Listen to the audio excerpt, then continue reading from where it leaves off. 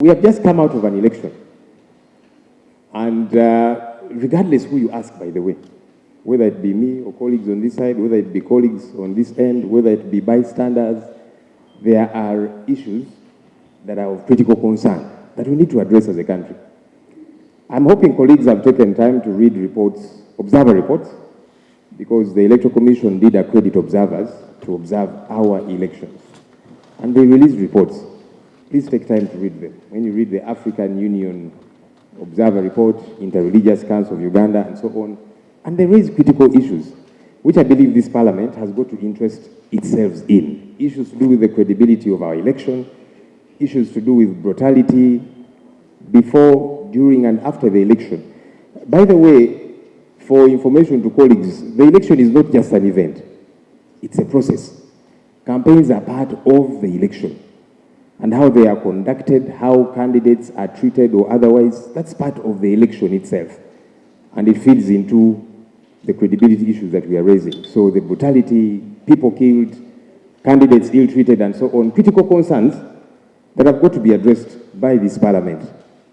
People are still abducted. Honourable Speaker, on the eve of the election, colleague leaders in my political party, one, our Deputy President in charge of Western Uganda, Jolie Jacqueline Tukamushaba, a lady who is well known to you, was abducted. To date, her whereabouts are not known. The Honorable Lina Zedriga, our Deputy President in charge of Northern Region, was abducted on election eve. To date, her whereabouts are not known. A gentleman called John Mary Sebof, who is a councillor, and several others. You see the challenge about these issues. We keep raising them, and some colleagues say, but you are pestering us. Yes, we shall pester, using this platform that we have. It is unacceptable that people get abducted and their whereabouts are not known for one day, for a week, come into 2 weeks. Why can't people be produced in court? Government needs to help us understand. I'm not above the law. No one is. I can be suspected to have committed an offense.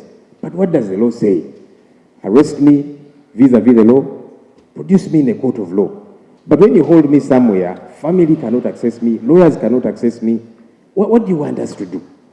What do you want people to do? And when you complain about these issues, some people think we are being too much. Perhaps until it happens to you. And it has happened to colleagues, by the way, across the aisle. So these are critical issues. First, detach the political affiliation and whatever you think is the reason for this person's arrest. But can the law prevail?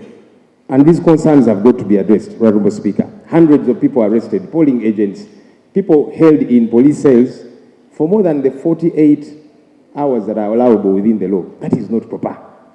And when we raise these issues, let's address them as people's representatives. Forget that I am NUP or NRN, because it can happen to any of us.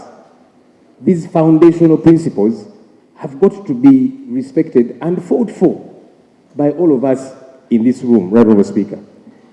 Honourable Speaker, I saw and I see the good doctor, Minister of Information, is here with us. My party leader, after the election, his house was raided, the Honorable Kyagulanyi Ssentamu Robert, who is an OB of this house. He managed to sneak away. I kept seeing the military, I kept seeing the Minister of Information here saying, no one is after him. But as they were saying that, the military was continuously descending on his home, raided it, broke into it, beat up his wife and family members. And the following day, the minister and other dignitaries were saying, no one is after this man. I said, look, just like I have made it succinctly clear, no one is above the law. If there is an offense that the Honorable Kyagulanyi Ssentamu Robert is suspected of having committed, whether it be running for president, some people think it is an offense that you can challenge the Bush war general, and so it's an offense. Whatever offense it is, why don't summons get to be issued to him? So that then he's able to show up and is charged.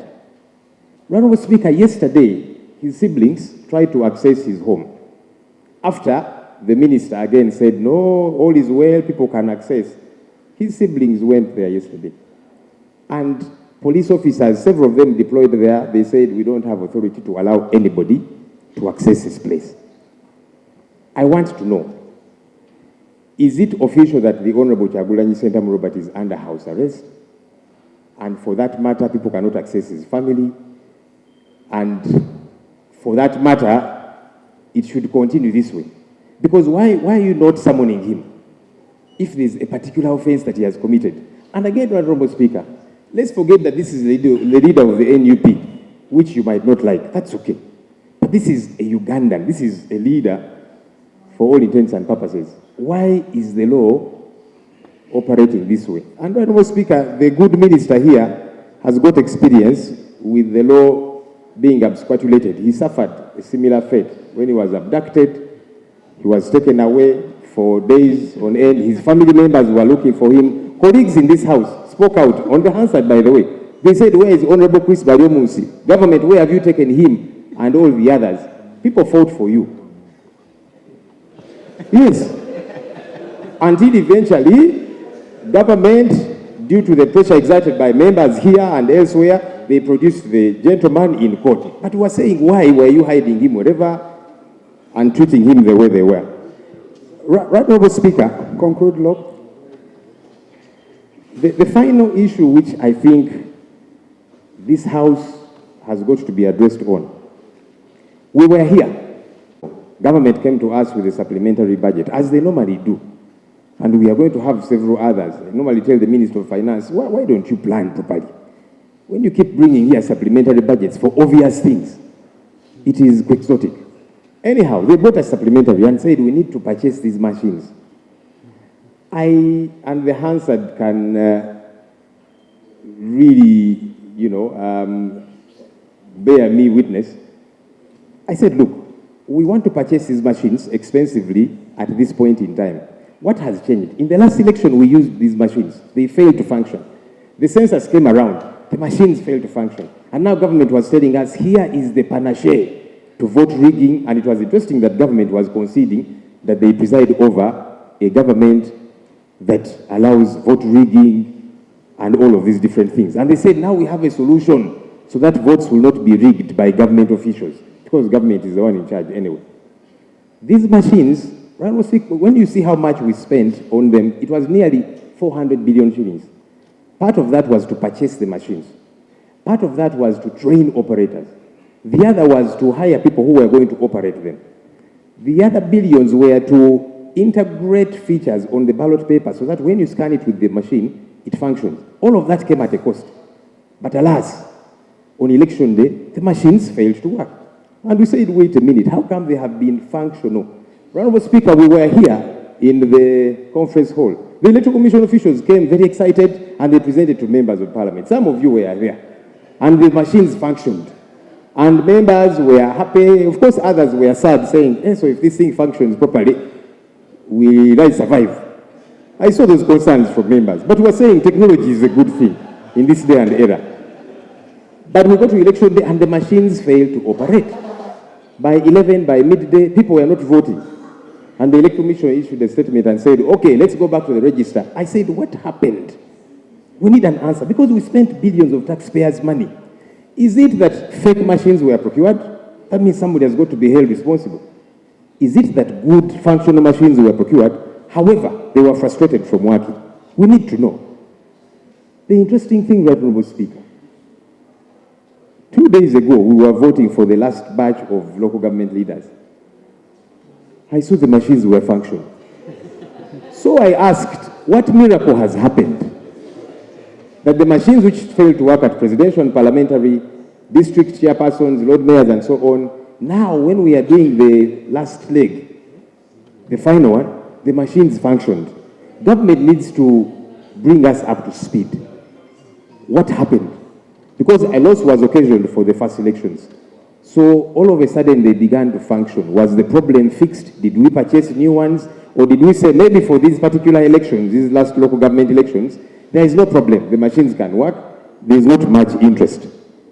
We want to know because I get the feeling that the machines were conveniently defective. Lop, as I wrap up, Right Honourable Speaker. And I thank you for being patient with me because these issues are critical, of concern not just to us here. Honourable Speaker, you're not seeing colleagues on this end. A number of them are happy I'm raising these issues. They fear to raise them, but they're happy I'm representing them now. Yes, because for you, are you not bothered that 400 billion shillings was misused, it went down the drain.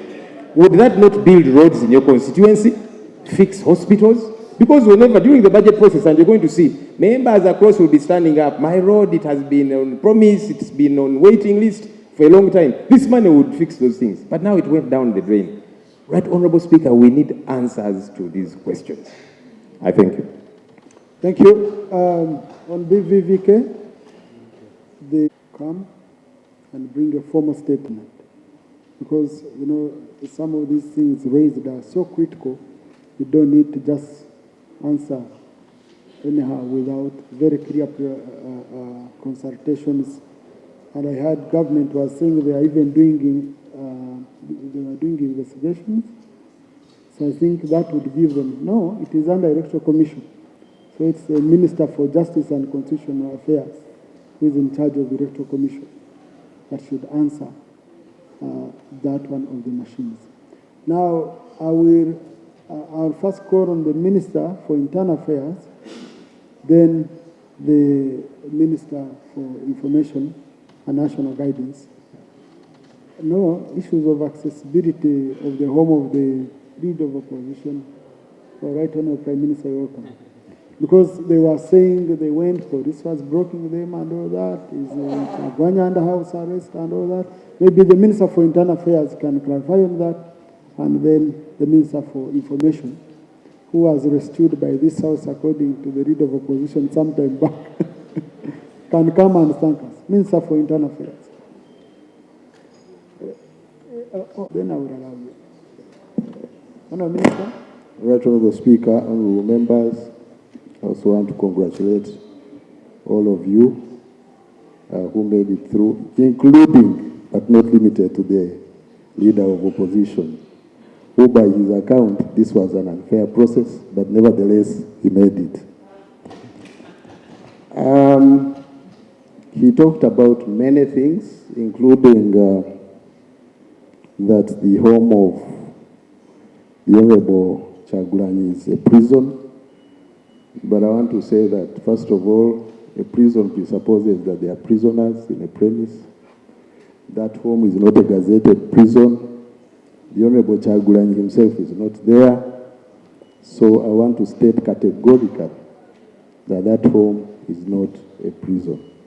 There may be inconveniences, and security may have reasons for their presence there. I think those ones we can iron out, but the home of the Honourable Kyagulanyi is not a prison. Two,